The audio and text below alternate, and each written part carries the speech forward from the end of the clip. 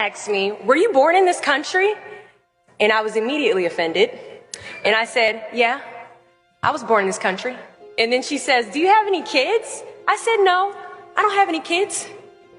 She then asked me if I was married. And then I said, "No, ma'am, I am not married." She says, "How old are you?" I said, 19. "May I help you find something?"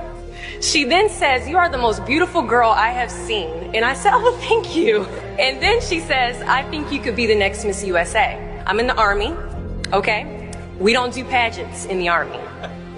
She then asked me to meet her at Starbucks the very next day before my next shift at Target. And apparently I was a pretty open-minded 19-year-old because I actually agreed to meet her the very next day. The next day she brought this foot-tall stack of pageant books and proceeds to convince me to enter into a state pageant. So 3 months later, I compete in my first pageant and I lose.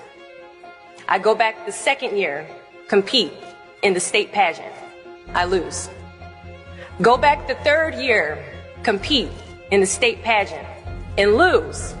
Go back the fourth year, compete in the same pageant and lose. I go back the fifth year, y'all, compete in the state pageant and lose. But guess what? I go back the sixth year. Guess what happens? I lose. I called her on the phone and said, "You told me I could be the next Miss USA." And she says, "Deshauna, keep working, don't quit, keep going back." And in June of 2015, she passes away from leukemia. 6 months later, in December 2015, I win Miss District of Columbia, USA. And 6 months after that, in June of 2016, I become the first soldier to win Miss USA. At times, our purpose drops in our laps as if the heavens threw it by accident. I ask only one thing of you all today after you leave this building. Do not fear failure, but please be terrified of regret. Giving up is the birth of regret.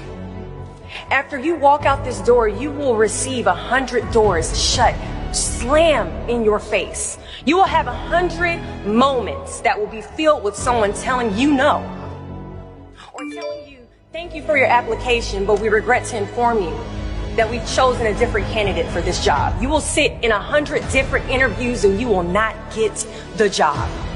The reality of life is that we will all hear more no's than we hear yeses. And we will fail a lot, and I mean a whole lot.